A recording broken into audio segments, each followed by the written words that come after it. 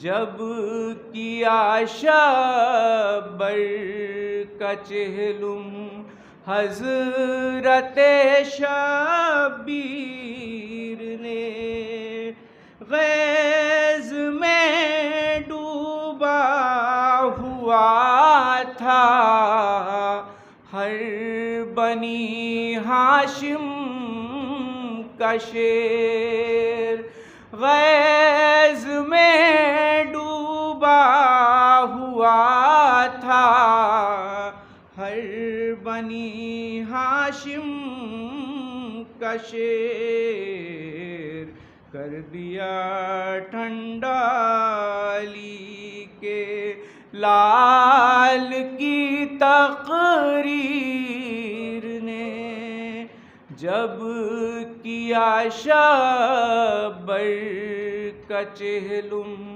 حضرت شبیر نے۔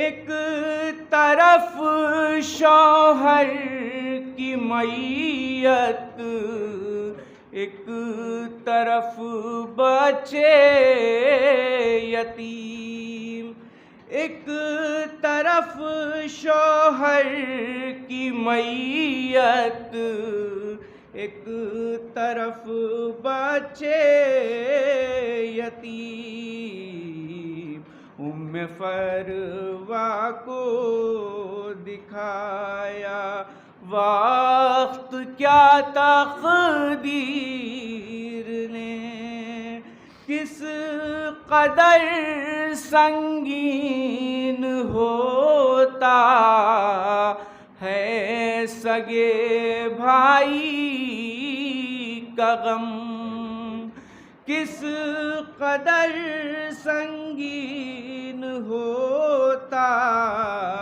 ہے سگے بھائی کا غم، یہ بتایا کربلا میں ابن خیبر گیر نے، یہ بتایا کربلا میں ابن خیبر گیر نے، ہو گیا تھا بھائی کے غم میں کلیجہ پاش پاش، ہو گیا تھا بھائی کے غم میں کلیجہ پاش پاش، وہ تو کہیے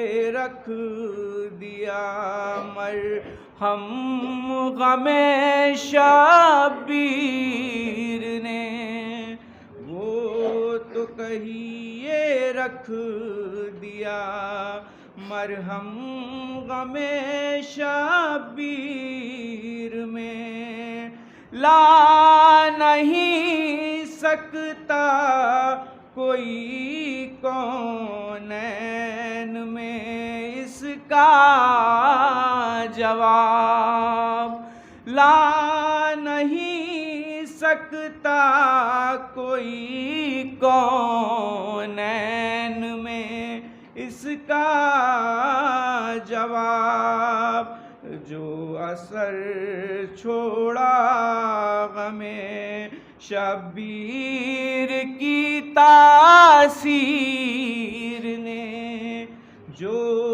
اثر چھوڑا غم شبیر کی تاثیر نے۔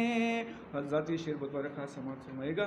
موت وجہ زندگی ہے ایک مومن کے لیے، موت وجہ زندگی ہے ایک مومن کے لیے، یہ خبر دی ہے ہمیں قرآن کی تفسیر نے،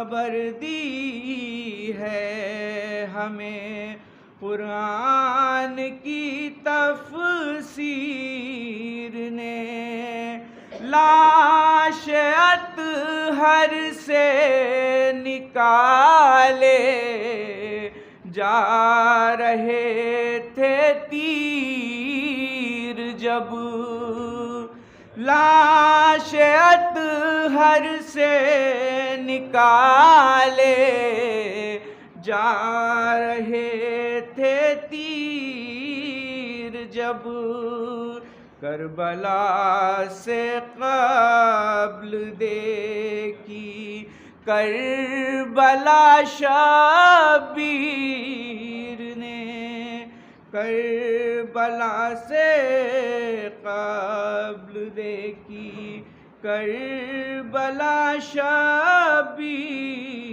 نے۔ حضرات مختصر سماعت فرمائے گا۔ اس لیے عامر تجھے احساس تنہائی نہیں، اس لیے عامر تجھے احساس تنہائی نہیں، کی ہے شرکت تیرے غم میں ہر جوان و پیر نے، کی ہے شرکت تیرے غم میں ہر جوان و پیر نے، جب کیا شبر کا چہلم حضرت شبیر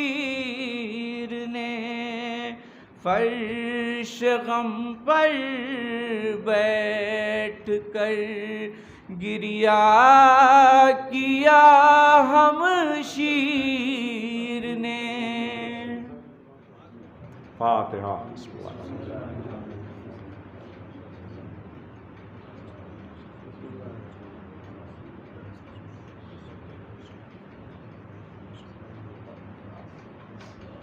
آپ لوگ اور آگے آ جائیں، آگے آ جائیں۔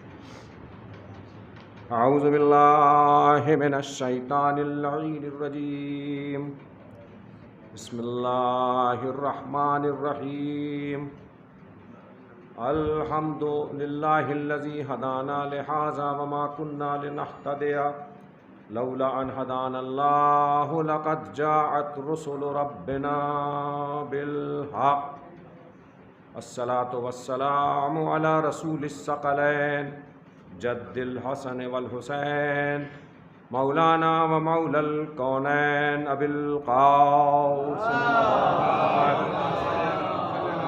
وعلی بیتہ الطیبین الطاہرین المعصومین المظلومین المنتجبین ورحمۃ اللہ علی المحبین ولعنت اللہ علی اعدائہم وقتلتہم وغاصب حقوقہم ومنکر فضائلہم اجمعین من الآن الى قیام یوم الدین، اما بعد فقد قال اللہ تبارک وتعالی فی کتابہ المبین وهو اصدق الصادقین وقولہ الحق، بسم اللہ الرحمن الرحیم، تبارک الذی بیدہ الملک وهو علی کل شیء قدیر، الذی خلق الموت والحیاة لیبلوکم ایکم احسن عملا۔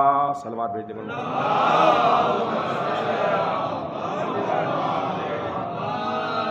عزیزان محترم اور محبان محمد و آل محمد، جیسا کہ آپ تمام حضرات کو معلوم ہے، ایک مومن، ایک عزادار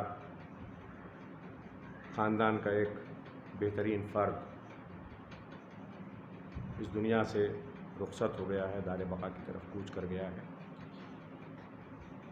اور اہل خاندان نے ان کے ایصال ثواب کے لیے اس مجلس عزا کا انعقاد کیا ہے۔ میں اپنی جانب سے اور آپ تمام حاضرین کی جانب سے ان کی اہلیہ، ان کے بچوں اور تمام پسماندگان کی خدمت میں تعزیت پیش کرتا ہوں، اور پروردگار عالم سے دست بدعا ہوں کہ ان کی مغفرت فرمائے، مرحوم کی برزخ کی منزلوں کو آسان فرمائے، ان کو جوار معصومین میں اعلیٰ ترین مقام عطا فرمائے۔ آپ حضرات سے التماس ہے کہ ان کی تربیت روح اور نورانیت قبر کے لیے ایک مرتبہ سورہ حمد اور 3 مرتبہ سورہ اخلاص کی تلاوت فرمائیں۔ سید معراج بیگ ابن ہاشم رضا، معراج رضا بیگ ابن ہاشم رضا بیگ صاحب۔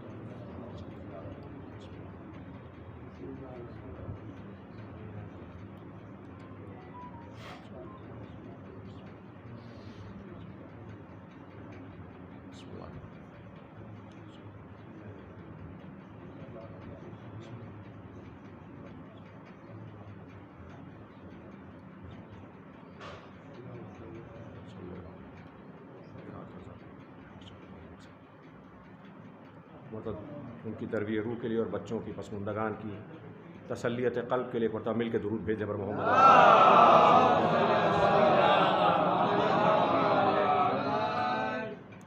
عزیزان محترم، میں نے ایصال ثواب کی مجلس کے لیے 29ویں پارے کی سورہ ملک کی ابتدائی آیت کو سرنامہ کلام کے طور پر آپ حضرات کی خدمت میں پیش کرنے کا شرف حاصل کیا ہے۔ ارشاد رب العزت ہو رہا ہے کہ تبارک الذی بیدہ الملک، یقیناً بابرکت ہے وہ ذات کے جس کے قبضہ قدرت میں ملک ہے، وہو علی کل شیء قدیر، اور وہ خدا وہ ہے جو ہر شے پر قدرت رکھتا ہے، قادر مطلق ہے۔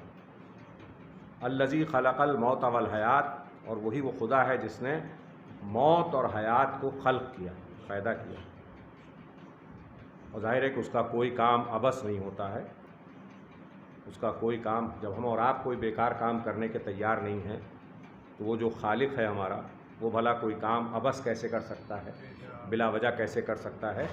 لہٰذا وہ اس کی توجیہ بھی بیان کر رہا ہے، ہم نے موت اور حیات کو اس لیے خلق کیا لِیَبْلُوَکُمْ أَیُّکُمْ أَحْسَنُ عَمَلًا، تاکہ ہم یہ امتحان لے سکیں تمہارا، تمہیں آزما سکیں کہ تم میں نیک عمل والا کون ہے، بہترین عمل والا کون ہے۔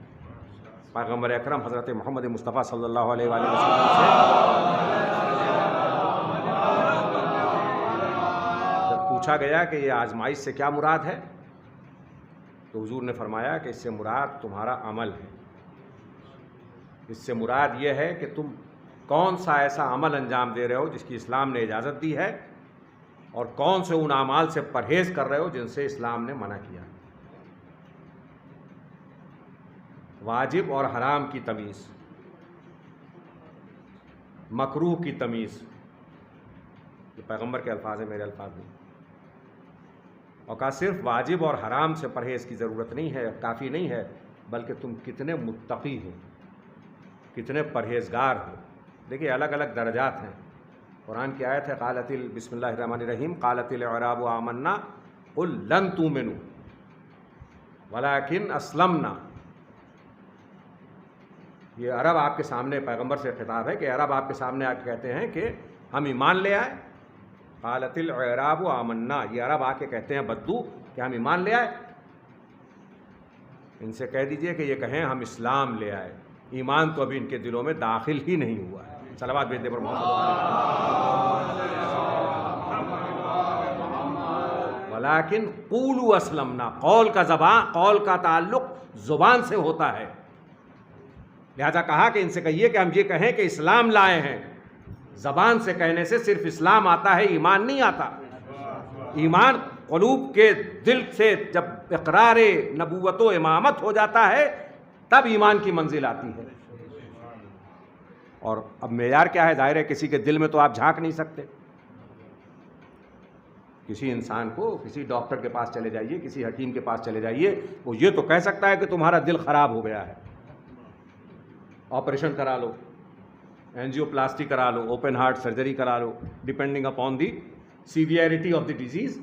وہ یہ تو رائے دے سکتا ہے، مگر آپ اس سے پوچھیں کہ میرے دل میں ہے کیا، تو وہ یہ بتا سکتا ہے کہ 4 خانے ہیں، نسیں ہیں۔ ڈاکٹر صاحب بھی بیٹھے ہوں گے، کہیں سن رہے ہوں گے مجلس کو، جی بیٹھے ہیں ڈاکٹر صاحب، تو یہ تو بتا سکتے ہیں، مگر آپ ان سے پوچھیں کہ حضور میرے دل میں کیا ہے، تو وہ کوئی نہیں بتا سکتا۔ اور خاص طور سے اسلام اور ایمان کی منزل، کہ آپ مسلمان ہیں یا مومن ہیں، دعویٰ تو ہر شخص کر رہا ہے ہم مومن ہیں، ہر شخص، کسی سے آپ پوچھ لیجئے سڑک چلتے، وہ یہ بعد میں کہے گا میں مسلمان ہوں، کہے گا میں مومن ہوں۔ تو ہر انسان دعویٰ ایمان کر رہا ہے، مگر پتہ کیسے لگے اس لیے کہ قرآن کی آیت کے ذیل میں یہ بالکل واضح ہے کہ اسلام کچھ اور ہے، ایمان کچھ اور ہے. تو اب مجھے فیصلہ کرنا ہے کہ کون مسلمان ہے، کون مومن ہے. تو پروردگار عالم سے پوچھوں یا رسول اللہ سے پوچھوں؟ تو میں نے اب بارگاہ رسالت میں ہاتھ جوڑ کے پوچھا، یا رسول اللہ آپ ہی بتا دیجئے کوئی علاج، کون مسلمان ہے، کون مومن ہے؟ کہا علی ابن ابی طالب کا نام لے کے دیکھ لینا، چہرے کھل اٹھے تو سمجھ لینا مومن ہے، چہرے پہ پھٹکار برسنے لگے تو سمجھ لینا غیر مومن ہے. صلوات بھیج دے بر محمد و آل محمد.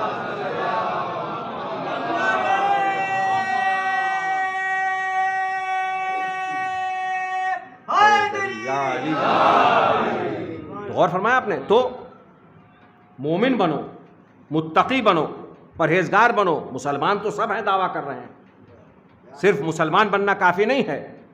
یہ رسول کی وضاحت ہے اس آیت کے سلسلے میں. تو پروردگار عالم کہہ رہا ہے ہم نے موت کو خلق کیا اور حیات کو خلق کیا. اب یہ بھی ایک فلسفہ ہے، علماء کرام بیان کرتے ہیں پہلے موت کا ذکر ہے پھر حیات کا ذکر ہے. قابل توجہ ہے نا، ظاہر ہے قرآن کوئی ایسے ہی نہیں نازل ہو گیا. قرآن کا ایک ایک لفظ، ایک ایک حرف، ایک ایک زبر، ایک ایک زیر قابل غور ہے. خود قرآن کہہ رہا ہے فلا یتدبرون القرآن، تم قرآن میں غور و فکر کیوں نہیں کرتے؟ تو اب ہمیں تو عربی آتی نہیں ہے نا، تو ہم قرآن میں غور و فکر نہیں کر سکتے، تو ہم نے علماء کی طرف رجوع کیا، ائمہ کی طرف رجوع کیا. ہم اسی کو صحیح مانتے ہیں جو امام سے منقول ہو. ایرے غیرے کی روایتوں پہ ہم یقین نہیں کرتے. یہی فرق ہے ہم میں اور اوروں میں. ہم صرف وہ مانتے ہیں جو اہل بیت رسول سے آیا ہے، وہ اس کو بھی مانتے ہیں جو فلاں سے آیا ہے، فلاں سے آیا ہے، فلاں سے آیا ہے. صلوات بھیج دے پر محمد و آل محمد. یہی سبب ہے گمراہی کا، یہی سبب ہے جو آج اختلاف اور افتراق پھیلا ہوا ہے اسلام کے دامن میں. تو موت خلق الموت والحیات، موت کو خلق کیا اور پھر حیات کا لفظ آ رہا ہے. غور کرنے کا مقام ہے نا، پہلے تو حیات ہے پھر موت ہے. مگر پروردگار عالم کے سامنے یہ حیات جو ہماری ظاہری حیات ہے، یہ حیات نہیں ہے، یہ امتحان گاہ ہے. اسی لیے تو میں نے کہا نا قرآن کی آیت اس کی تلاوت کی ہے. کیوں پیدا کیا ہے؟ کہا تمہارا امتحان لینے کے لیے، تمہیں آزمائش میں ڈالنے کے لیے. تو پروردگار عالم یہ حیات کون سی ہے جس کا تو ذکر کر رہا ہے؟ یہ حیات وہ ہے جس کا میں کیا عرض کروں، جس کا آغاز موت سے ہوتا ہے. متوجہ ہیں؟ جونپور کا صاحب فہم، صاحب علم مجمع ہے. میں اس حیات کا ذکر کر رہا ہوں جس کا تتمہ ظاہری زندگی ہے اور جس کا آغاز موت سے ہوتا ہے، وہ دائمی حیات ہے.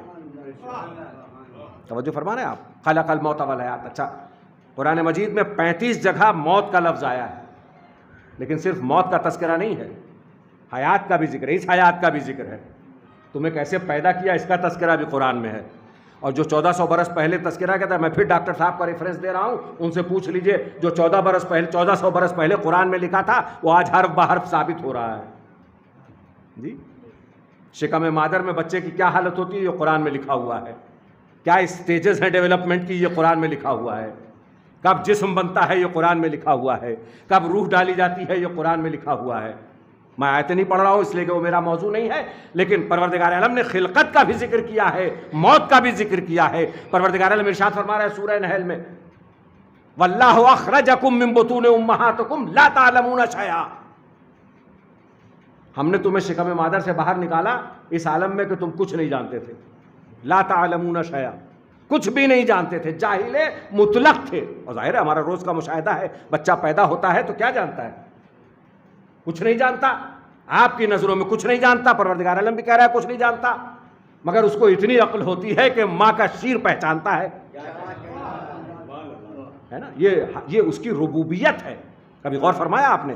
یہ اس کی ربوبیت ہے کہ پیدا ہوتے ہی اس نے بچے کے لیے رزق فراہم کر دیا. پیدا ہوا تو کچھ نہیں جانتا تھا. وہی قرآن کہہ رہا ہے ہم نے تمہیں پیدا کیا، انا خلقناکم ثم یتوفاکم، ہم تمہیں پیدا کرتے ہیں اور پھر موت دے دیتے ہیں اور پھر تمہیں پلٹا دیتے ہیں اس حالت میں جس حالت میں تم پیدا ہوئے تھے. اب آپ غور فرما لیں، ہمارے سماج میں بچے بھی ہیں، ہمارے سماج میں بوڑھے بھی ہیں.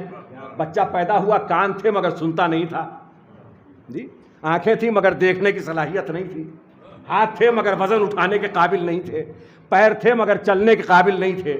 عقل تھی مگر کچھ سمجھ نہیں تھی، اور جب بزرگ ہو گئے، جب بڑھاپے پہ پہنچے تو اب آنکھیں ہیں مگر بظاہر دیکھتی نہیں، چشمے کی ضرورت پڑتی ہے، کان ہیں مگر آلے سماعت کی ضرورت پڑتی ہے، پیر ہیں مگر چلنے کے قابل نہیں ہے، لاٹھی لے کے چلنا پڑتا ہے، ہاتھوں میں راشا ہو جاتا ہے۔ پروردگار کہہ رہا ہے ہم اسی حالت میں پلٹا دیتے ہیں اور تم جاننے کے بعد سب کچھ پھر جاہل بن جاتے ہو۔ تو معلوم ہماری ابتدا بھی جہالت اور ہماری اختتام بھی جہالت، تو ہماری زندگی دو جہالتوں کے بیچ میں ہے۔ پیدا ہوئے تو جاہل تھے، جب مرنے کے قریب آئے تب بھی جاہل ہو گئے؟ نہیں، ابھی اتنا ہی نہیں ہے، دو جہالتوں کے بیچ ہم پیدا ہوئے، دو نجاستوں کے بیچ پیدا ہوئے تو نجس، جب تک غسل نومولود نہ دے دیا جائے تب تک نجس، اور جب گئے اس دنیا سے تب تو ایسے نجس کہ خود تو نجس ہے، جو چھو لے وہ بھی نجس۔ صلوات بھیج دے پر محمد و آل محمد۔ اگر کوئی بدن کو مس کر لے تو وہ بھی نجس ہو گیا۔ غسل میت بھی واجب ہے، غسل مس میت بھی واجب ہے۔ اچھا اب تو مر گیا، بے جان ہو گیا، پھینک دو اس کو اٹھا کے۔ جی پھینکتے ہیں؟ کہا نہیں، زندگی بھر غسل نہ کیا ہو، آج ایک نہیں، دو نہیں، 3 غسل دو، چاہے زندگی بھر وہ نہ نہایا ہو۔ میں آپ کی خدمت میں عرض کر رہا ہوں انسانیت کی اہمیت کتنی ہے اسلام میں۔ آج اعتراض ہو رہا ہے نا، ہمارے لوگ قتل کر رہے ہیں، غارت گری پہ آمادہ ہیں۔ انسانیت کی قدر اسلام نے بتائی ہے اور کسی نے نہیں بتائی ہے۔ 1 2 نہیں، 3 غسل دو۔ اچھا غسل دے دیا، آپ تو بیکار ہے نا۔ کہا نہیں کفن پہناؤ، زندگی میں شاید کبھی نیا کپڑا نصیب نہ ہوا ہو۔ جملہ عرض کر رہا ہوں آپ کی خدمت میں، شاید آپ متوجہ ہیں۔ زندگی میں کبھی غسل نہ کیا ہو، غسل دو۔ زندگی میں کبھی نیا کپڑا نصیب نہ ہوا ہو، مگر آج نیا کپڑا لے کے آؤ۔ 1 2 گز نہیں، جو لوگ کفن پہناتے ہیں ان کو معلوم ہے 18 گز 21 گز کا کفن۔ ہمارا پینٹ شرٹ کتنے میں بن جاتا ہے؟ 1 metre 20 centimetre 30 centimetre pant میں، 1.5 میٹر شرٹ میں یا 2 میٹر شرٹ میں۔ عورتوں کا بھی اتنا ہی بن جاتا ہے، 1 دوپٹے کا اور اضافہ کر دیجئے، 5 میٹر ہو گیا۔ کہانی آج 18 میٹر کا کفن، 21 میٹر کا کفن چاہیے۔ کفن پہناؤ۔ اچھا کفن پہنا دیا، اب تو پھینک دیں، اب تو بیکار ہو گیا؟ کہانی اب اس کے بعد مشایت کرو، جنازہ لے کے جاؤ۔ جی کبھی بیچارے کو کوئی سہارا دینے والا نہیں تھا، آج 4 آدمی کاندھوں پہ اٹھا کے لے جا رہے ہیں، اور ہر شخص کی یہ خواہش ہے کہ کاندھا ہم بھی دے لیں، ہم بھی دے لیں، ہم بھی دے لیں، ہوڑ مچی ہوئی ہے۔ جی اچھا کاندھا دے دیا، اب کہا قبرستان میں لے جاؤ، قبر میں پٹک دو، مٹی ڈال دو۔ کہتے ہیں نا 9 من مٹی کے ڈھیر میں دبا دیا، نہیں، 9 من مٹی کے ڈھیر میں نہیں دبایا، قبر اتنی کشادہ ہو کہ بیٹھ سکے۔ کہا بیٹھنے کی کیا ضرورت ہے؟ کہا اس لیے کہ جب علی آئیں گے تو اٹھ کے استقبال تو کر سکے۔ صلوات بھیج دے پر محمد و آل محمد۔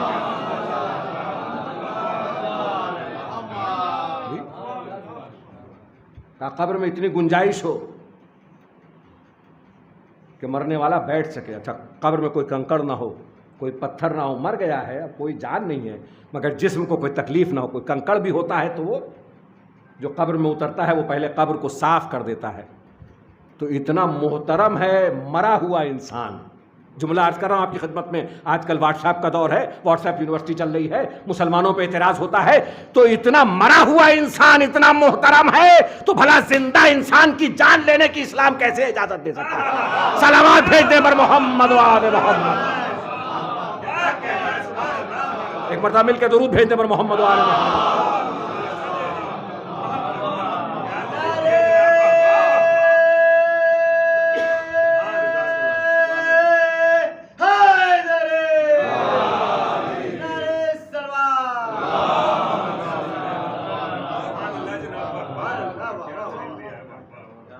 اچھا پیدا ہو کے عمل کون سا انجام دیتا ہے؟ روتا ہے بچہ، کسی ملک کا ہو، کسی قوم کا ہو، کسی قبیلے کا ہو، سید ہو، غیر سید ہو، کالا ہو، گورا ہو، پیدا ہونے کے بعد سب سے پہلا عمل روتا ہے بچہ۔ تو اب کہیں گے نا آپ یہ رونا عین فطرت ہے،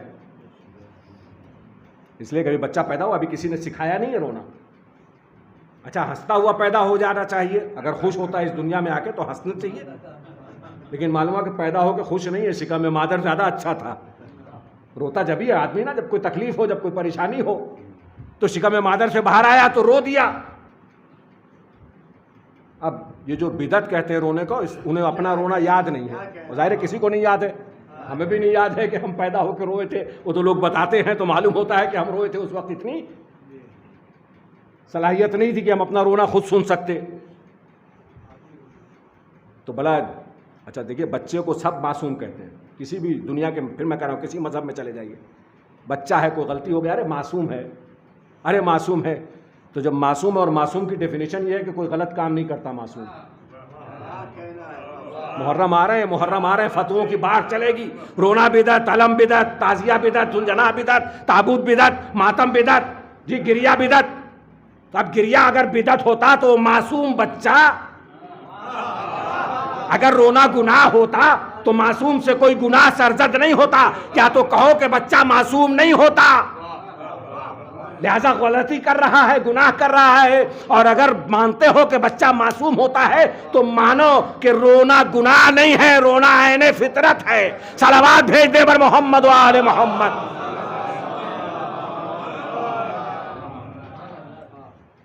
ہر کام رو کے کرتا ہے. بھوک لگی تو رو دیا، پیاس لگی تو رو دیا، تکلیف ہوئی تو رو دیا، چوٹ لگی تو رو دیا. اور اس کا رونا کوئی نہیں سمجھتا سوائے اس کی ماں کے. یہ بھی ایک عجیب فطری جذبہ ہے. دیکھیں آپ، اچھا اب رونے کا زمانہ ختم ہو گیا تو اب زندگی کا پہلا دور شروع ہوا جس کو ہم اور آپ بچپن کہتے ہیں. وہ معصوم تھا بچہ، جب رونا ختم ہوا تو بچپن آ گیا. یہ زندگی کا پہلا دور ہے جس میں بچہ شرارتیں کرتا ہے. اب لوگ شرارت سے ہی پریشان ہو، وہ بچہ بڑا شرارتی ہے. دیکھیں شرارت اور چیز ہے، گناہ اور چیز ہے. وہ بچہ ہی نہیں ہے جو شرارت نہ کرے. شرارت عین فطرت ہے، پروردگار عالم نے ودیت کی ہے اس میں. تو کبھی شرارت سے پریشان مت ہوا کیجیے. کچھ بچے زیادہ شرارتی ہوتے ہیں، کچھ بچے تھوڑے سے شرارتی ہوتے ہیں، کچھ اپنے باپ کا جوتا اٹھا کے چھپا دیتے ہیں. اب اس کو مارنے کی ضرورت نہیں ہے، یہ شرارت ہے، یہ کوئی ایسی بات نہیں ہے جو گناہ کر دیا اس نے. جب وہ اس قابل ہوا کہ نماز نہ پڑھے تب تنبیہ کیجیے کہ نماز پڑھو، اس لیے کہ نماز نہ پڑھنا گناہ ہے. لیکن جوتے چھپا دینا، آپ کی شرٹ چھپا دینا، جی دانت کاٹ لینا، یہ سب بچے کرتے ہیں نا. یہ بچپنا ہے. لیکن عجیب منزل ہے، بچپنے میں بھی پروردگار عالم نے اس کو بہت اچھی خصوصیات دی ہیں. بچے کو آپ کوئی چیز دیجئے، چاکلیٹ دیجئے، وہ کل کے لیے اٹھا کے نہیں رکھے گا، فوراً کھا لے گا. کیا ہے؟ پروردگار عالم نے اس کو بے نیاز بنایا ہے. ہم اور آپ کل کے لیے بچا کے رکھتے ہیں، بچہ بچا کے نہیں رکھتا. ذرا سا آپ نے ڈانٹ دیا زمین پہ لوٹنے لگا. کیا ہے یہ منکسر المزاجی ہے. یا میں آپ کے مزاج کے مطابق جملہ کہہ دوں، یہ بو تراب کا غلام ہے تو تراب پہ لیٹ جاتا ہے. صلوات بھیج دے پر محمد و آل محمد. بچپنا گزرا تو جوانی آ گئی. اس کو زندگی کا ماحصل کہا جاتا ہے. غصہ ہے، مزاج میں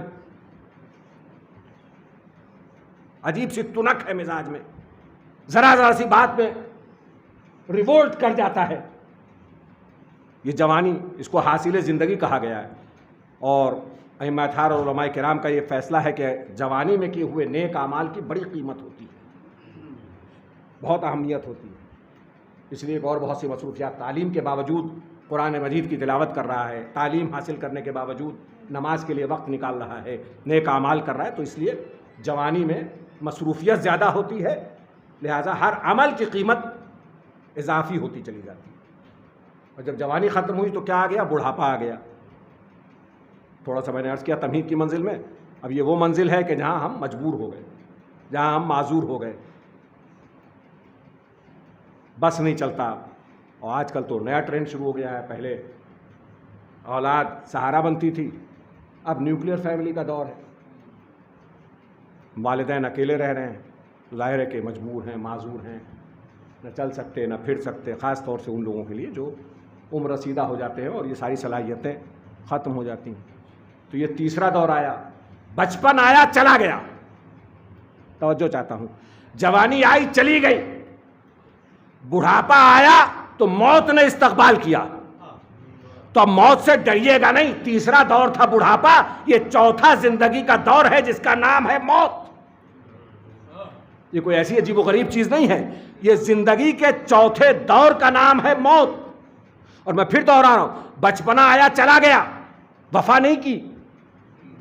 جوانی آئی چلی گئی. میرے سامنے بچے بھی بیٹھے ہیں، جوان بھی بیٹھے ہیں، بزرگ بھی بیٹھے ہیں، تو اپریشیٹ کر سکتے ہیں، ہر مجمع کا ہر فرد اپریشیٹ کر سکتا ہے میری گفتگو کو. بچپنا آیا چلا گیا، وفا نہیں کی. جوانی آئی چلی گئی، وفا نہیں کی، کچھ سالوں کی مہمان تھی. بڑھاپا آیا چلا گیا، موت نے استقبال کیا. اب موت نے وفا نہیں کی، یہ نہیں کہہ سکتے آپ. یا جملے بدل کے کہہ دوں، بچپنا آیا، آپ نے نہیں کہا جب بچپنا برحق ہے، حالانکہ سب کے پاس آتا ہے. جوانی آئی چلی گئی، کسی نے نہیں کہا جوانی برحق ہے. توجہ چاہتا ہوں جملہ عرض کر آپ کی خدمت میں. بڑھاپا آ کے چلا گیا، کسی نے نہیں کہا برحق ہے، مگر جب موت آئی چوتھا دور تو سب نے کہا موت برحق ہے. صلوات بھیج دے پر محمد و آل محمد. کیوں کہا؟ اس لیے کہ اس نے آپ کا ساتھ نہیں چھوڑا. یہ قبر میں بھی آپ کے ساتھ، برزخ میں بھی آپ کے ساتھ، حساب و کتاب میں بھی آپ کے ساتھ. جی اگر آپ جنت میں گئے تو وہاں بھی آپ کے ساتھ. آپ کو کہنا چاہیے ڈاکٹر صاحب آپ اگر کیوں کہہ رہے ہیں، ہم علی کے چاہنے والے ہیں، ہمیں تو جنت میں جانا ہی ہے. صلوات بھیج دے پر محمد و آل محمد. اگر مگر کی بات تو اوروں کے ساتھ ہے، تو جنت میں گئے آپ، وہاں بھی آپ کہیں گے کیسی باتیں کر رہے ہیں ڈاکٹر صاحب، موت تھوڑی ساتھ رہے گی. موت کے بعد تو پھر حیات ہے نا. میں نے پہلے عرض کیا کہ موت خلق الموت والحیات. تو موت استقبال کرتی ہے اس دائمی زندگی کا جو آپ کو ملنے والی ہے. تو یہ موت کی وجہ سے ہی تو وہ زندگی ملی ہے. جس کو موت نہیں آتی اس کو دائمی زندگی نصیب نہیں ہوگی. تو آپ اس کو کنورٹ کر لیجئے. موت قبر میں بھی، برزخ میں بھی، جی عالم ارواح میں بھی، جنت میں بھی، حساب کتاب میں بھی. تو ابھی آپ کی دائمی زندگی ہے جس کا آغاز موت سے ہوا ہے. جس کا آغاز موت سے ہوا ہے، اس کو اپنے ذہنوں میں ذہن نشین کر لیجئے. لوگ موت سے کیوں ڈرتے ہیں؟ دیکھیں ڈرتا آدمی وہاں جانے سے ہے جہاں تیاریاں نہ ہوں. نئے شہر میں آپ کو بھیج دیا جائے، کوئی جاننے والا نہیں ہے، کوئی پہچاننے والا نہیں ہے، وہاں جائیں گے، وہ جنگل ہے، کیا ہوگا. لیکن اگر آپ تیاری کے ساتھ جائیں، اگر آپ ایکسپیکٹ کر رہے ہیں کہ جنگل ہے اور بندوق آپ کے پاس ہو، تو آپ کو ڈر نہیں لگے گا کہ نہیں جنگلی جانور آئیں گے تو میرے پاس ہتھیار ہے، میرے پاس اوزار ہیں غیر حالات کا مقابلہ کرنے کے لیے. تو موت سے کیوں ڈر لگتا ہے سب کو؟ اس لیے کہ ہم تیار نہیں ہیں. ہم نے ویسی تیاری نہیں کی ہے موت کو فیس کرنے کے لیے جیسی تیاری کی ضرورت ہے. ہم نے دنیا تیار کی ہے، عالیشان محل بنا لیا، اے سی لگا لیا، ڈبل بیڈ پہ اتنا موٹا گدا لگایا کہ دھنس جائیں اس میں، جی تکلیف نہ ہو بدن کو.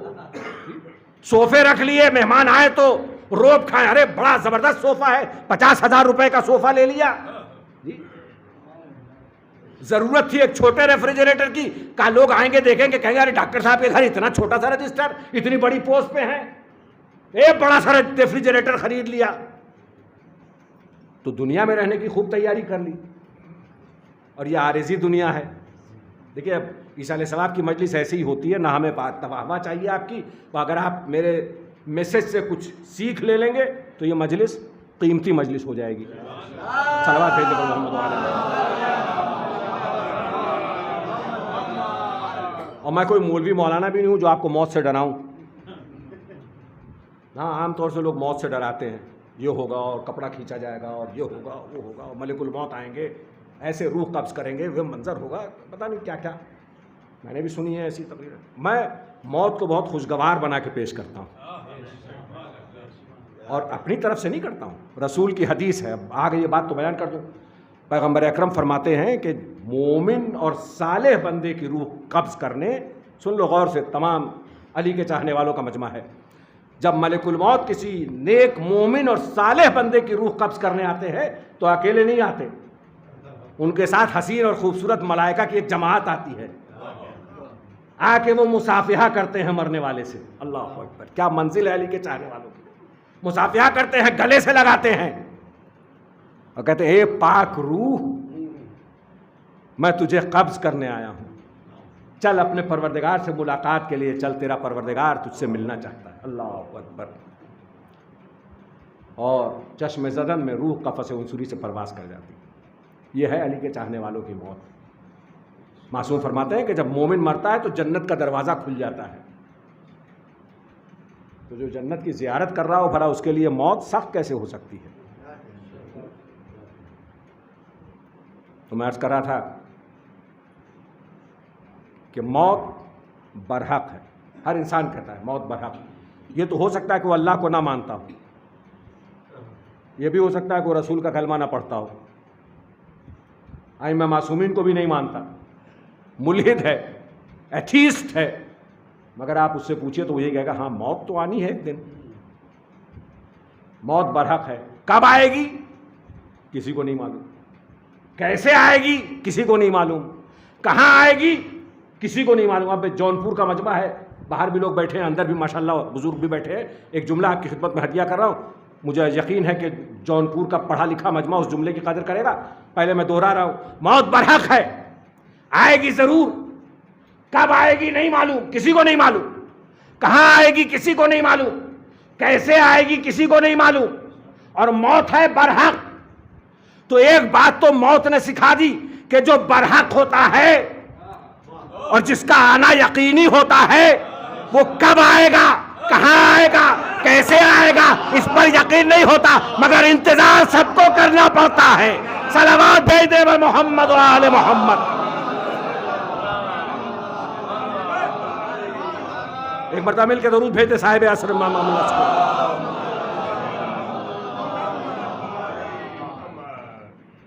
آئے گا ضرور، اس لیے کہ حق ہے، اور ہر وہ بات حق ہے جو پیغمبر نے بتائی ہے۔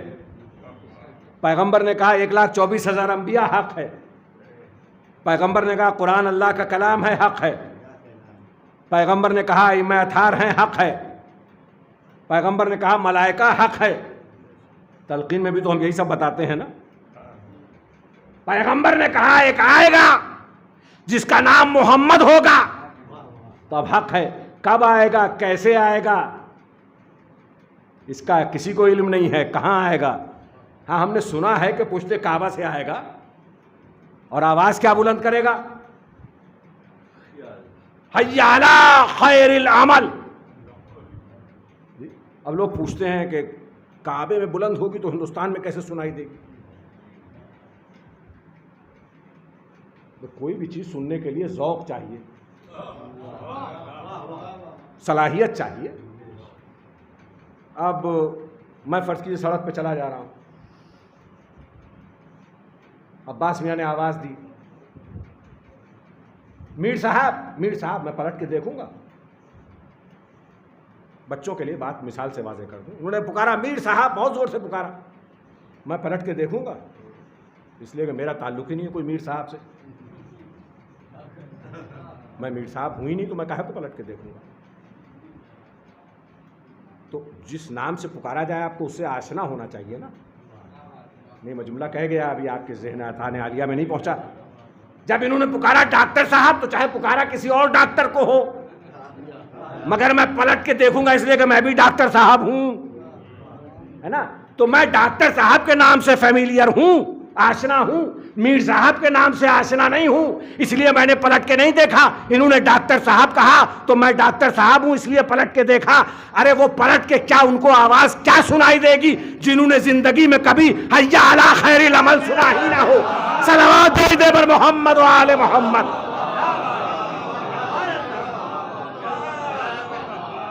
جنہوں نے اپنی اذان و اقامت سے حی علی خیر العمل نکال دیا ہو، وہ حی علی خیر العمل کی آواز پہ کیسے لبیک کہیں گے؟ ہاں جو آشنا ہے وہ لبیک کہتے ہوئے، چاہے وہ کعبہ سے بلند ہو، چاہے کربلا سے بلند ہو، چاہے مدینے سے بلند ہو، کہاں سے بلند ہوگی؟ وہ یقیناً لبیک کہتے ہوئے پہنچیں گے۔ اس لیے کہ ہم مسجدوں میں اذان سے حی علی خیر العمل سنتے ہیں تو پہنچ جاتے ہیں کہ یہ اپنا ہے۔ اگر اذان میں حی علی خیر العمل نہ ہو تو آپ کہیں گے نہیں یہ یہاں تھوڑا گڑبڑ ہو سکتی ہے، یہاں نہیں جائیں گے۔ تو آئیں گے ضرور، کب آئیں گے کسی کو پتہ نہیں۔ اسی لیے ہمیں موت سے ڈرنے کی بھی ضرورت نہیں ہے.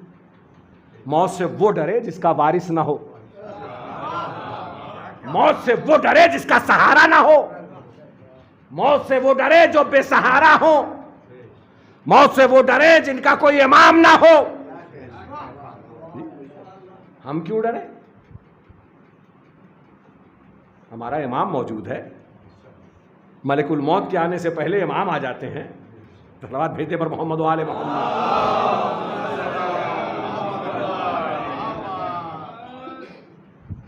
تو ہم کیوں ڈریں موت سے؟ ہم محمد و آل محمد کے ماننے والے ہیں. ہمیں کرنا کیا ہے؟ جو میں نے عرض کیا رسول کی حدیث, ہمیں نیک اور صالح بندہ بن جانا ہے. ہماری زندگی بھی کامیاب ہو جائے گی اور ہماری موت بھی کامیاب ہو جائے گی. ہر آدمی چاہتا ہے کامیاب زندگی گزرے. کسی چیز سے منع نہیں کیا. اسلام پہاڑ پہ جا کے بیٹھنے کے لیے نہیں کہتا. اور میں نے جو عرض کیا کہ خوبصورت مکان بنا لیا, اور ٹھیک ہے وہ ایک ضمن میں نے عرض کر لیا, لیکن اسلام اس سے ہی منع نہیں کرتا. آپ اپنے رہنے کے لیے بہترین سے مکان بنائیں, اچھا ڈبل بیڈ لیں, گھر میں اچھے صوفے رکھیں, فضول خرچی نہ کریں. دھیمے سے میں کہہ گیا جملہ. ایسا احساس نہ ہو کہ آپ فضول خرچی کر رہے ہیں, اس لیے کہ جب فضول خرچی ہونے لگے گی تو اس کا مطلب یہ ہے کہ آپ دوسروں کا حق مار رہے ہیں. اللہ اکبر, اللہ اکبر. آپ اس لیے مہنگی چیزیں نہ خرید لیں کہ خمس نہ نکالنا پڑے.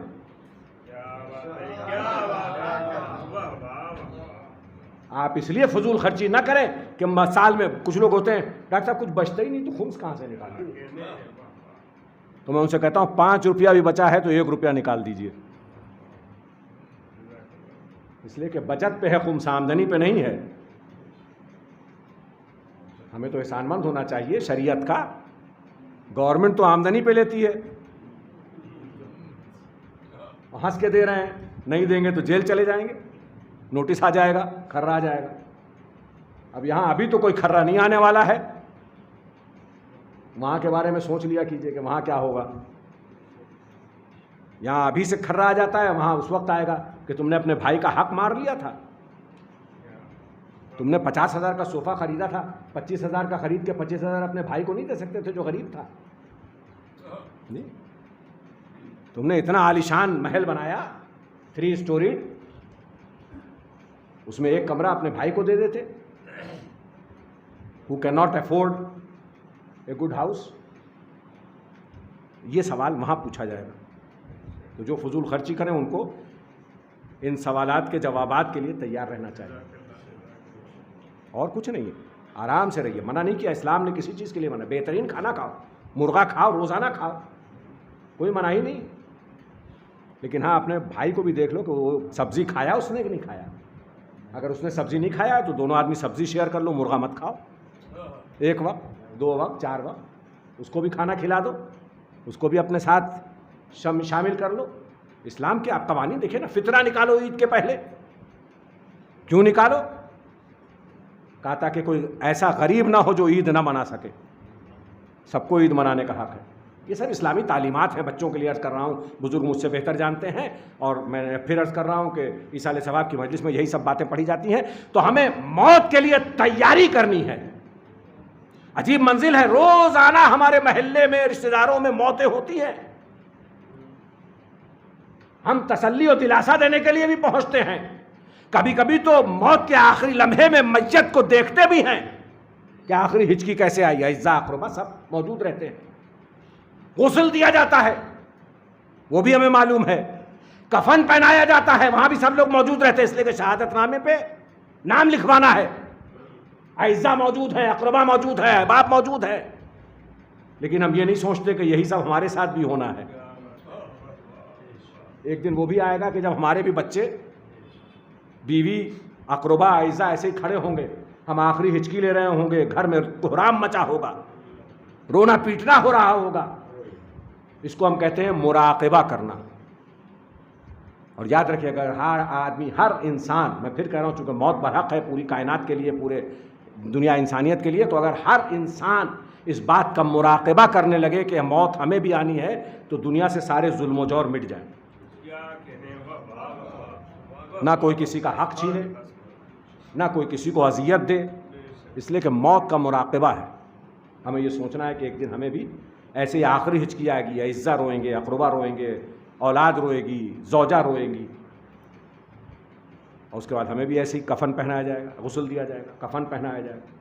ہم نہ جانے کتنی میتوں کی مشاہد کر چکے ہیں، کاندھا دے چکے ہیں، بڑھ کے کاندھا دیا، مگر کیا کبھی آپ نے یہ سوچا ہے کہ ایک دن وہ بھی آئے گا کہ جب آپ کی میت کو بھی اسی طرح سے کاندھا دیا جائے گا؟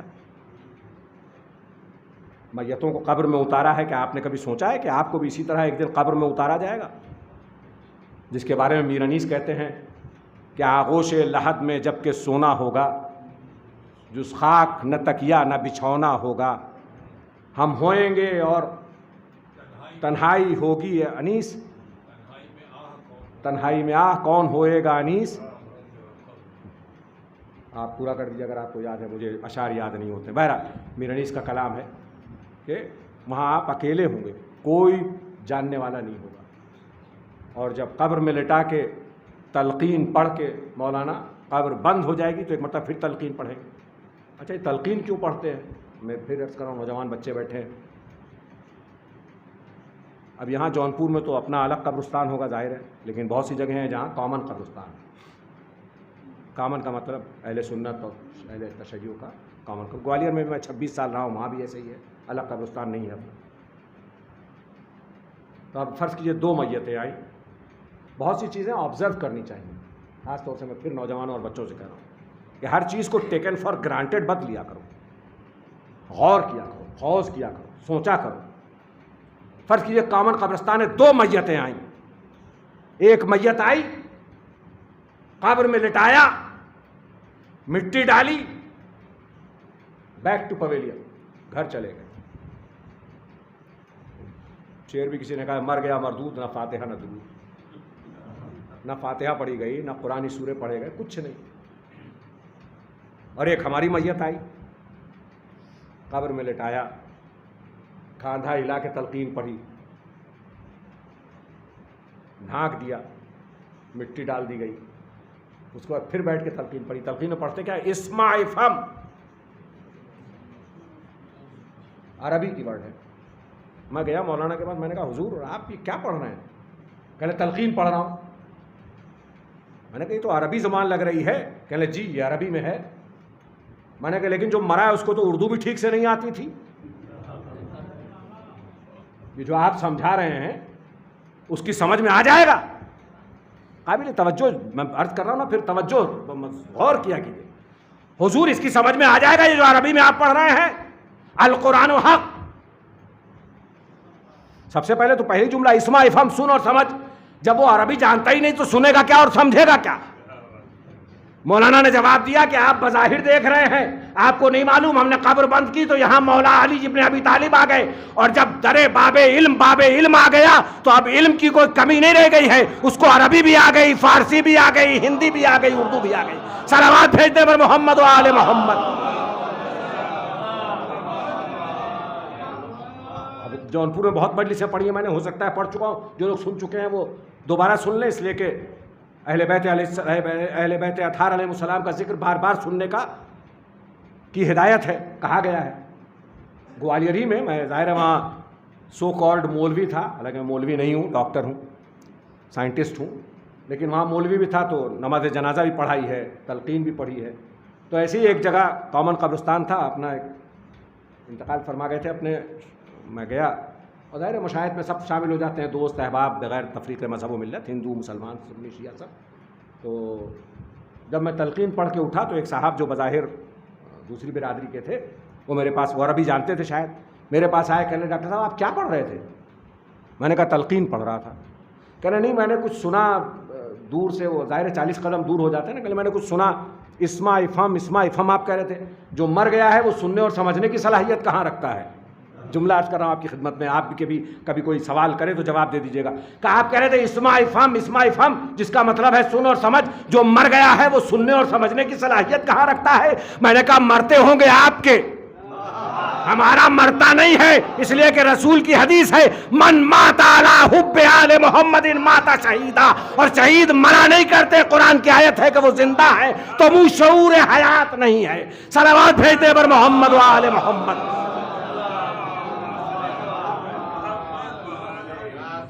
یاد رکھیے گا، ہمارے مرا نہیں کرتے ہیں. میں نے عرض کیا نا، ہمارے وارث زندہ ہیں، ہمارا امام زندہ ہے، اس لیے ہم بھی زندہ ہیں. جب تک امام زندہ ہے تب تک ہم بھی زندہ ہیں. قبر میں چلے گئے ہیں لیکن موت نہیں آتی جو محمد و آل محمد کی محبت میں مر جائے. رسول کی حدیث ہے، میں اپنی طرف سے کچھ نہیں پڑھ رہا ہوں، اور متفقہ حدیث ہے، ایسا نہیں ہے کہ صرف ہمارے یہاں مانی جاتی ہے. تو بس اپنا کردار سنوار لو، اپنے کو مومن اور صالح بندہ کہلانے کے لائق بنا لو، اپنے کو متقی بنا لو. اور متقی بننا کوئی مشکل کام نہیں ہے. دیکھیے، جو جیسا ہوتا ہے ویسا ہی اپنا لیڈر چنتا ہے، اپنا قائد چنتا ہے.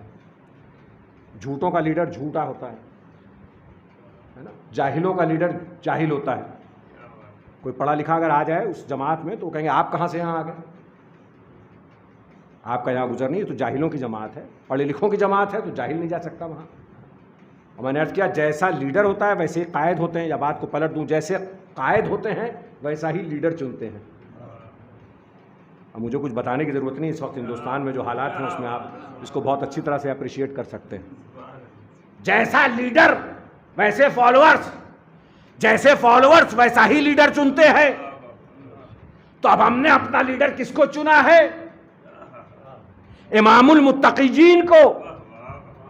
اور یاد رکھیے گا، یہ اکیلے علی ہیں جو امام المتقین ہیں.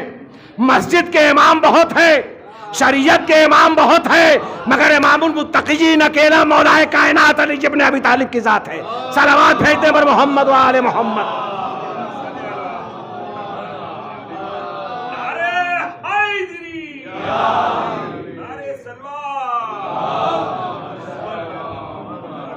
سلوات بھیجنی ہے تو مل کے بھیجیں، باہر کے لوگ بھی ثواب میں شامل ہو جائیں.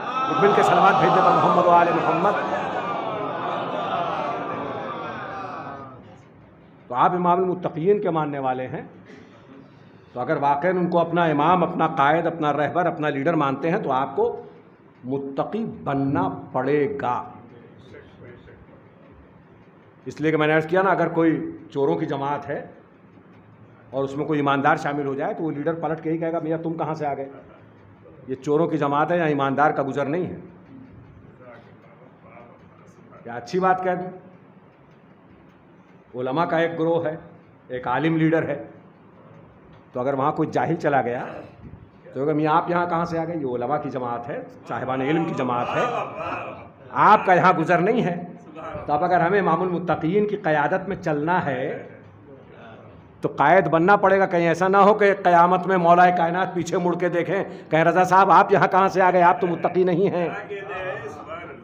تو اگر آپ ایسا چاہتے ہیں تو جیسے چاہیے رہیے، لیکن اگر امام متقین کی قیادت چاہتے ہیں تو اپنے کو ایسا بنائیے کہ مولا پلٹ کے دیکھے تو فخر کریں کہ میری لائن میں، میری جماعت میں سب متقی پرہیزگار ہیں، کوئی غیر متقی نہیں ہے. صلوات بھیجنے پر محمد و آل محمد. تو ہمیں ڈرنے کی ضرورت نہیں ہے. تلقین پڑھا کے آپ تو چلے آئے. ہم لوگ پیار سے چھوٹے میاں کہتے تھے، اس لیے بار بار منہ پہ چھوٹے میاں ہی کا لفظ آ رہا ہے. چھوٹے میاں کو بھی ظاہر ہے بڑی تکلیفیں برداشت کیں. مریض تو تھے، کافی دنوں سے مریض تھے، اور ظاہر ہے ہر سال 8ویں میں تو ملاقات ہوتی تھی ان سے. ذوالجناح کی مہار پکڑے رہتے تھے اور تو چینل والے مجھے انٹرویو لینے کے لیے لے کے آتے تھے تو وہاں، اور ظاہر ہے بڑی خاطر مدارات کرتے تھے جب میں حاضر ہوتا تھا یہاں گھر پہ. یقیناً جب میں نے سنا،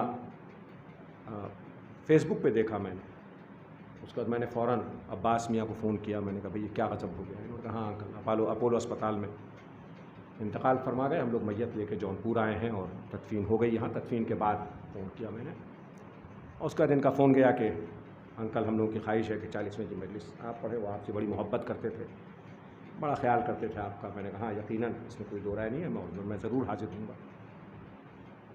بہرحال میں حاضر خدمت ہوں. تو تمام جو لوگ بھی مشاہد میں شامل ہوئے تھے، قبرستان گئے تھے، انہوں نے دیکھا کہ آپ تو مولانا نے تلقین پڑھی، آپ لوگ اپنے اپنے گھروں کو واپس آ گئے. اور جیسے ہی آپ قبر میں لٹا کے آئے تو وہاں جو ہمارے یہاں دینیات میں پڑھایا جاتا ہے نکیرین آ گئے. لیکن میں اکثر کہتا ہوں، اصالہ ثواب کی مجلسوں میں پڑھتا ہوں، شاید پڑھ بھی چکا ہوں، اگر آپ سن چکے ہیں تو میں پھر عرض کر رہا ہوں، دوبارہ سن لیجئے کہ آپ تو لٹا کے چلے آئے اور اتنی جگہ چھوڑتے ہیں کہ بیٹھ سکے. تو اب جب ان کے آواز آئی معراج رضا صاحب اٹھیے، فرشتے نے آواز دی تو اٹھ کے بیٹھے، گھپ اندھیرا، ڈراؤنا منظر، ظاہر اندھیرے میں کوئی بھی ڈرتا ہے۔ اب بچپن سے ہم لوگوں کو یہ تعلیم دی گئی ہے کہ جب ڈر لگے تو کیا کرو؟ نعت علی پڑھو۔ تو بچپن کی ٹریننگ قبر میں بھی تو کام آئے گی نا۔ جیسے ہی وہ اٹھے بیٹھے، ڈر لگا، انہوں نے کہا نعت علی مظہر العجائب، ادھر نعت علی کہا، ادھر علی آ گئے۔ صلوات بھیجتے پر محمد و آل محمد۔ نکیرین آتے ہیں، آپ سنتے رہتے ہیں، نکیرین کو آنے میں وقت لگا، ظاہر علی سے پہلے تھوڑی کوئی پہنچ سکتا ہے نا۔ جو علی کو جانتے ہیں، جو علی کو پہچانتے ہیں، علی سے پہلے کوئی نہیں پہنچ سکتا ہے۔ پہنچ گئے علی قبر میں۔ اب وہ شاعر کہتا ہے علی آ گئے، روشنی آ گئی۔ پاکستان میں اس پہ بھی بوال مچا ہوا ہے کہ علی کے آنے سے روشنی کیسے آ سکتی ہے۔ تقریریں ہو رہی ہیں، مجلسیں پڑھی جا رہی ہیں کہ علی کے آنے سے روشنی کیسے آ سکتی ہے۔ روشنی تو بلب سے آتی ہے، وہاں بلب تو جلتا نہیں۔ مولا آ گئے، اور اب مولا کو فالو کرتے ہوئے نکیرین پہنچ گئے۔ شاعر کہتا ہے کہ فرشتے قبر میں، توجہ چاہتا ہوں، فرشتے قبر میں مولا کو میری دیکھ کر بولے، فرشتے قبر میں مولا کو میری دیکھ کر بولے، وہاں شاگرد کیا پوچھے جہاں استاد بیٹھا ہے۔ صلوات بھیجتے پر محمد و آل محمد۔ جب مولا موجود ہیں تو کسی کی ہمت ہے کہ کوئی کچھ پوچھے؟ وہاں شاگرد کیا پوچھے، سارے فرشتے شاگرد ہیں، جب سید الملائکہ شاگرد ہیں۔ اب اس پہ بھی بڑی اتھل پتھل مچی رہتی ہے کہ جبریل نے رسول کو پڑھایا، معاذ اللہ، کلیجہ چاک کیا اور دل نکالا اور پاک کیا اور کیا کیا کیا۔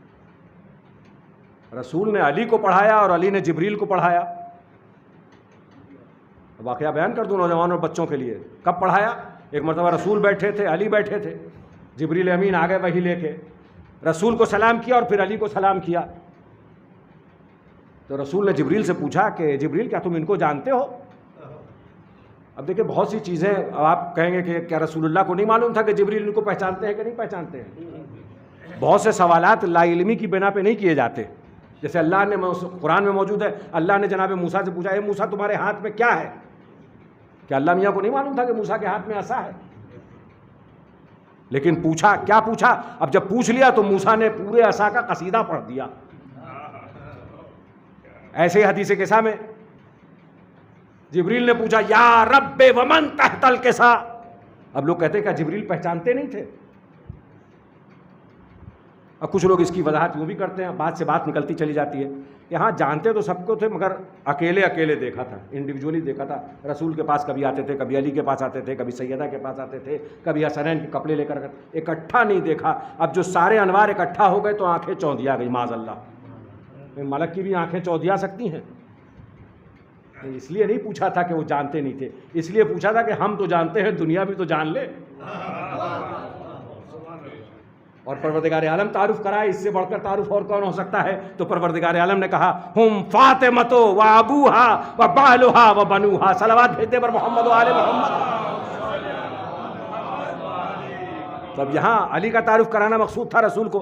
کہا جبریل تم انہیں جانتے ہو؟ کہا یا رسول اللہ جانتا ہوں۔ کہا کب سے جانتے ہو؟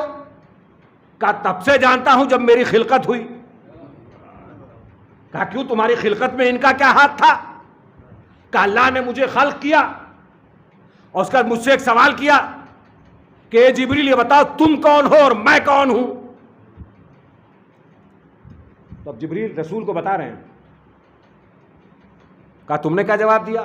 کہا میں نے جواب دیا بار الہ تو ہے، میں ہوں۔ کہا پھر پوچھا اللہ نے کہ اے جبریل تم کون ہو، میں کون ہوں؟ کہا تو ہے، میں ہوں۔ تیسری مرتبہ پھر پوچھا، پھر یہی جواب دیا۔ تو اب جبریل رسول سے کہہ رہے ہیں، اتنے میں ایک نور ساطع ہوا۔ کہا اے جبریل کیا تو میں لگائی ہوئی ہے؟ ارے کہو تو رب جلیل ہے، میں عبد ذلیل ہوں۔ جیسے ہی میں نے کہا مجھے سید الملائکہ کا ٹائٹل مل گیا۔ صلوات بھیجتے پر محمد و آل محمد۔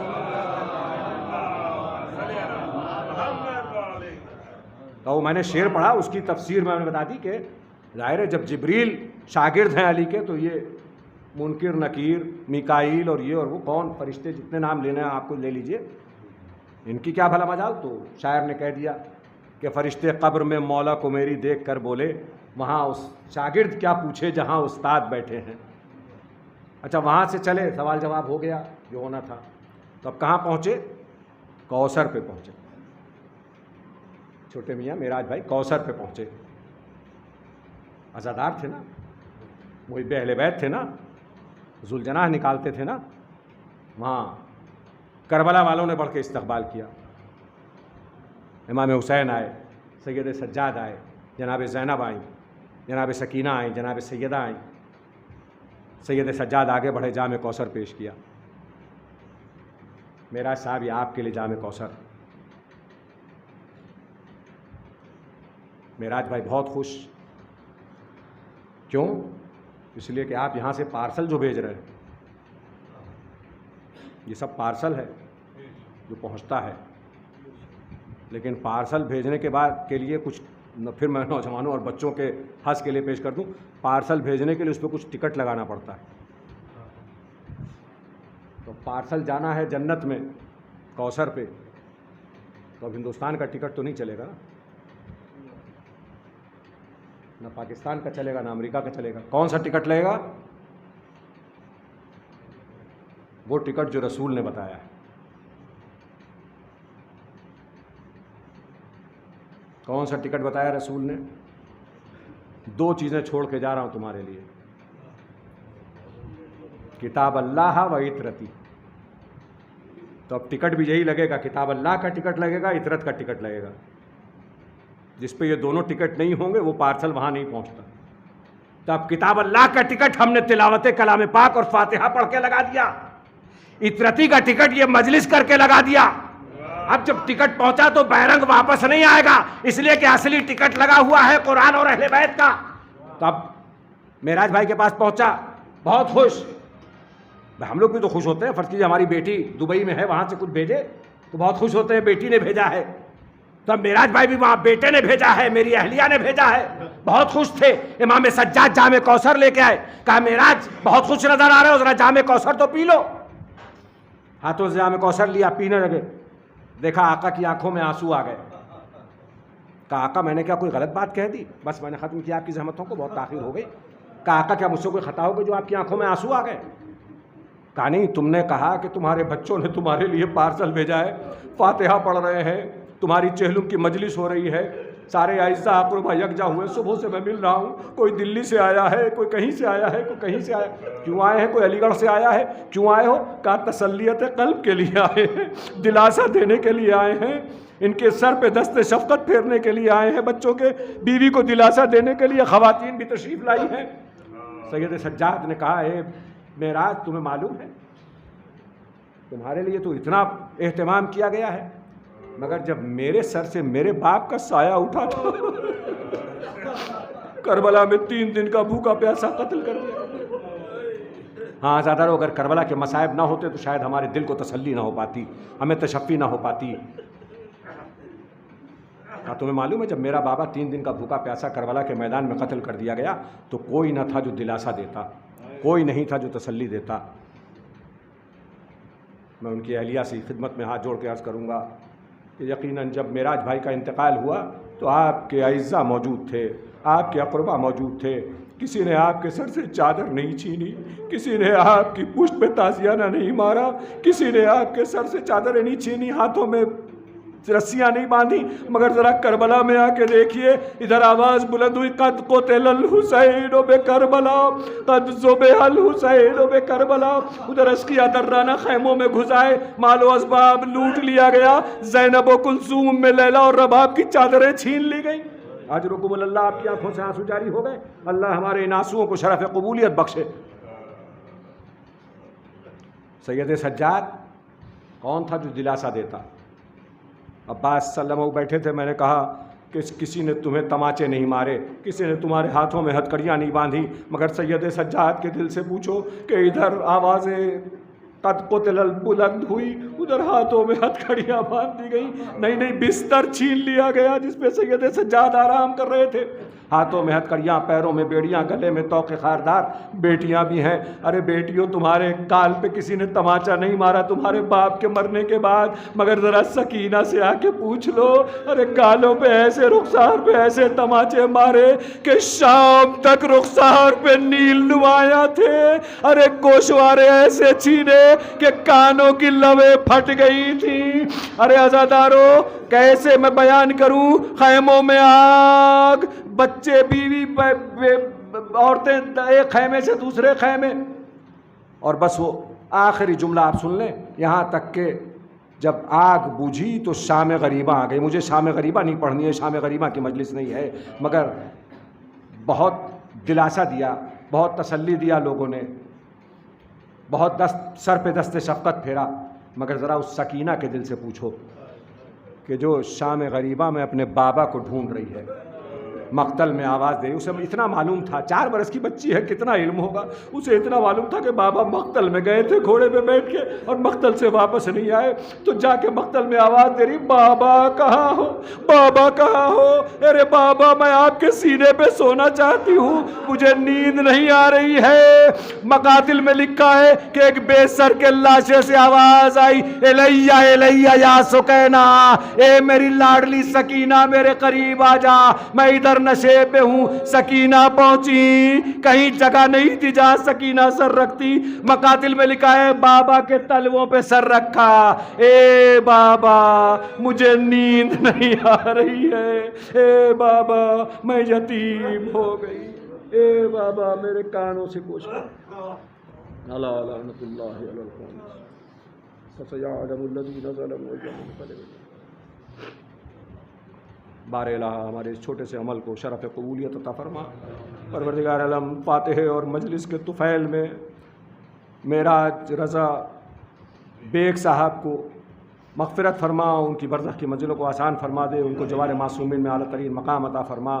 بار الہ وہ ظاہر حسین تھے، ان کو وہی مقام عطا کرنا جو حسین کے ساتھ زیارت کر سکتا ہو۔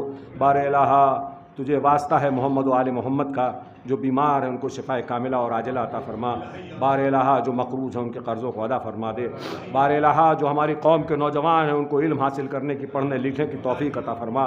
بار الہ جو جوان تعلیم حاصل کر چکے ہیں اور بے روزگار ہیں ان کو روزگار عطا فرما، تاکہ وہ قوم کی بہتر سے بہتر خدمت کر سکیں، قوم کا نام روشن کر سکیں، قوم کی ترقی اور ترقی کا باعث بن سکیں۔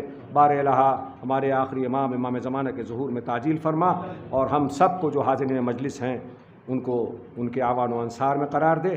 بار الہ ہماری ساری تمناؤں کو، دلی خواہشوں کو، جو حلال خواہشیں ان کو قبول فرما۔ وتقبل منا انک انت السمیع العلیم ما تنفع۔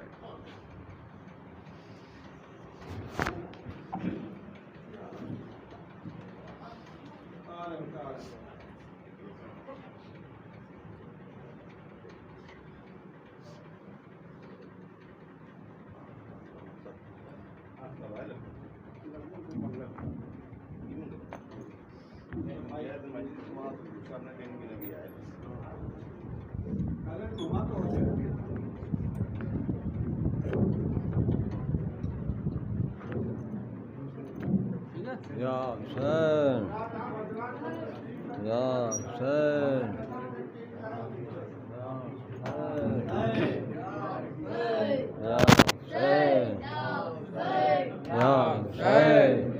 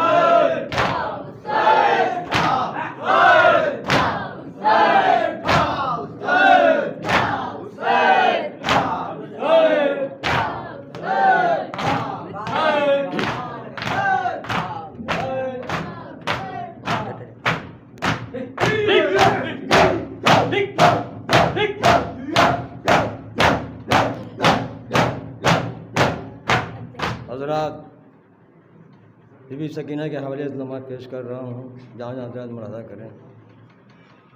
فرمان رہائی کا ہوا جس گھڑی جاری، غم ہو گیا سب بیبیوں کے چہرے پہ تاری، کچھ بولنے کی تاب نہ تھی درد کی ماری، ایک قبر سے لپٹی ہوئی تھی بیبیاں ساری، کس طرح سکینہ تمہیں ہم چھوڑ کے جائیں،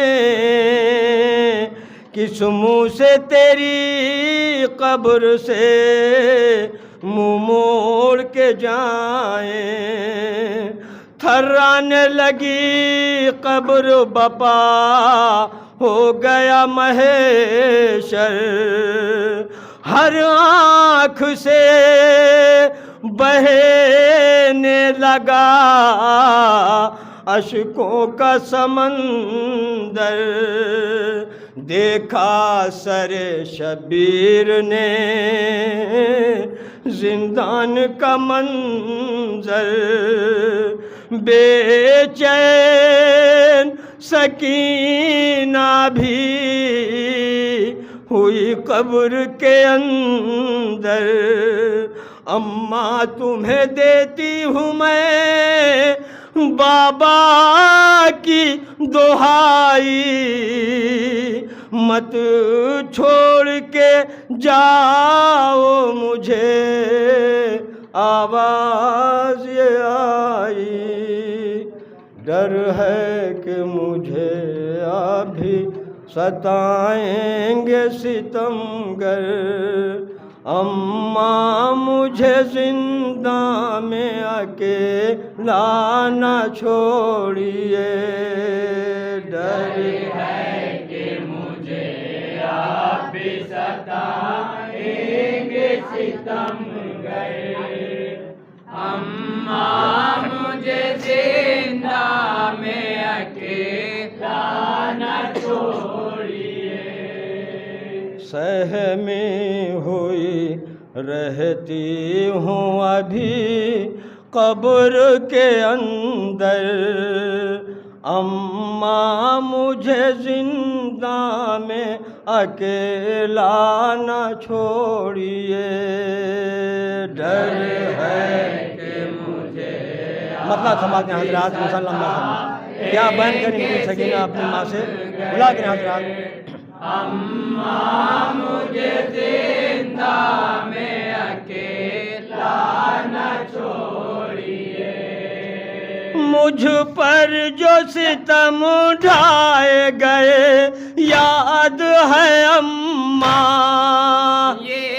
آپ کی باتیں کہاں یاد ہے اماں، مجھ پر جو ستم ڈھائے گئے یاد ہے اماں، یہ آپ کی باتیں کہاں یاد ہے اماں، اس کم سنی میں دور پڑے پشت کے اوپر، اس کم سنی میں دور پڑے پشت کے اوپر، اماں مجھے زندہ میں اکیلا نہ چھوڑیے، ڈر ہے کہ مجھے آپ ہی خاص طور ملاحظہ حضرات، اماں کیا بیان کرنی ماں سے؟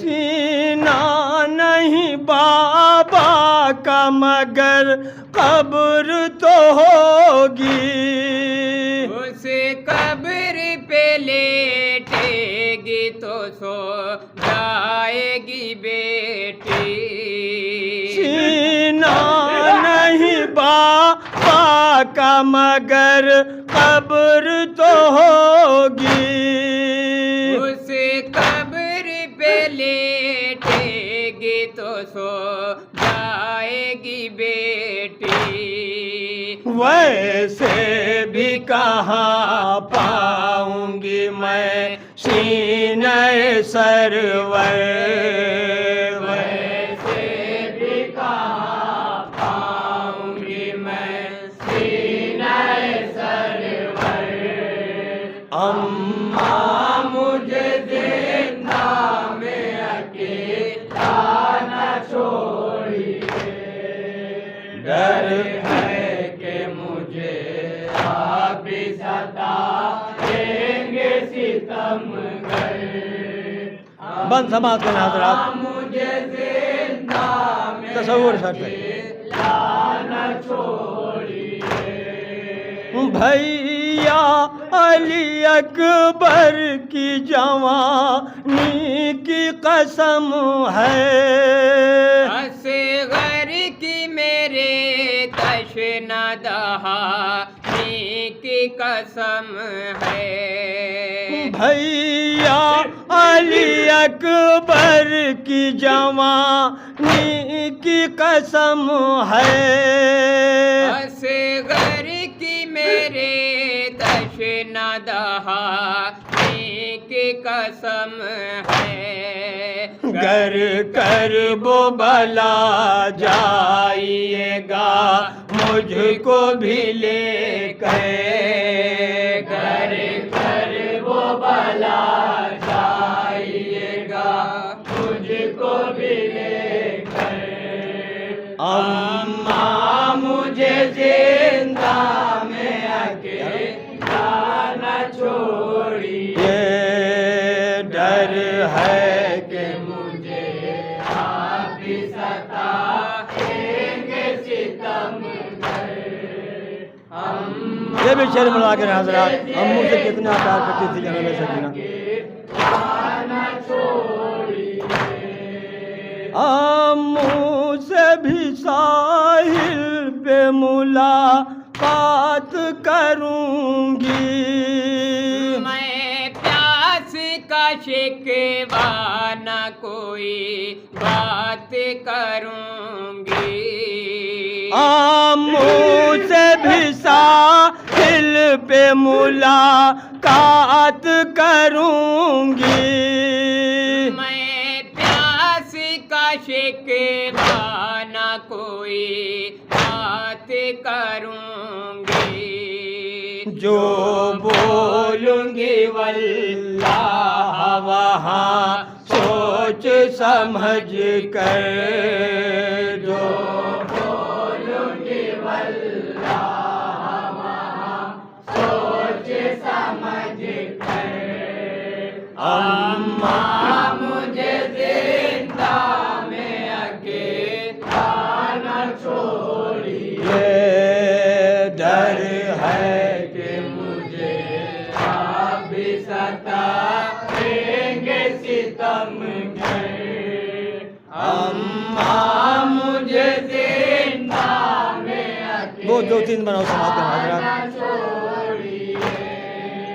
سر دے دو میرے بابا کا میں پیار کروں گی، غربت میں ہی ہر روز میں دیدار کروں گی، سر دے دو میرے بابا کا میں پیار کروں گی، غربت میں ہی ہر روز میں دیدار کروں گی، لے جائیے مت ساتھ میں بابا کا میرے سر لے جائیے مت ساتھ میں بابا. آخری بند مولانا حضرات. اماں مجھے زندہ میں اکیلا نہ چھوڑیے، ڈر ہے کہ مجھے آپ بھی ستائیں گے ستم گر. اماں مجھے زندہ میں اکیلا نہ چھوڑیے، رکھ دینا میرے بوند کو بابا کی لحد پر. کہہ دے نہ سکے نہ ہوئی قید سے باہر. رکھ دینا میرے بوند کو بابا کی لحد پر. کہہ دے نہ سکے نہ ہوئی قید سے باہر. تربت میں بہاتی ہے وہ اشکوں کا سمندر. تربت میں بہاتی ہے وہ اشکوں مکتا سماتے حضرات.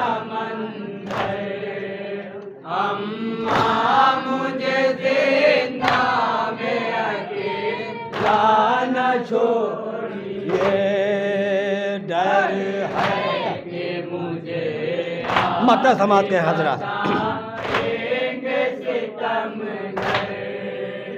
اماں مجھے زندہ میں اکیلا نہ چھوڑیے، جو قبر سکینہ سے صدا آتی ہے شہرا. یہ بات ہر ایک شخص کو تڑ پاتی ہے شہرا.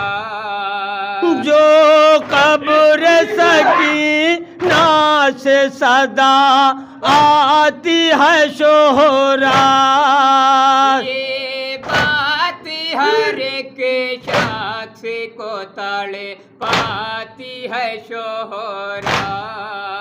ہے سخت زمین اور نہ تکیہ ہے نہ بستر. ہے سخت زمین اور نہ تکیہ ہے نہ بستر. اماں مجھے زندہ میں اکیلا نہ چھوڑیے، ڈر ہے کہ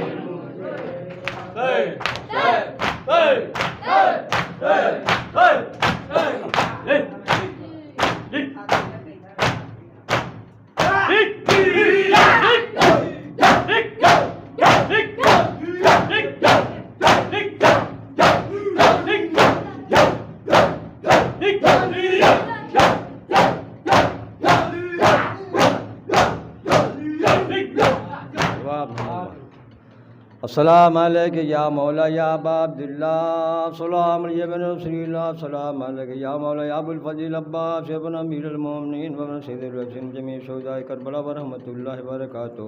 السلام علیکم یا مولا یا غریب الغربا، السلام علیکم یا مون الضعفاء والفقراء، السلام علیکم شمع شمول، السلام علیکم انیس انفس، السلام علیکم ایھا المسلم ویتوس، السلام علیکم یا مغیثیت والزوار فی مجد، السلام علیکم یا سلطان عرب العجم، السلام علیکم یا ابا الحسن علی بن مصطفیٰ ورحمۃ اللہ وبرکاتہ.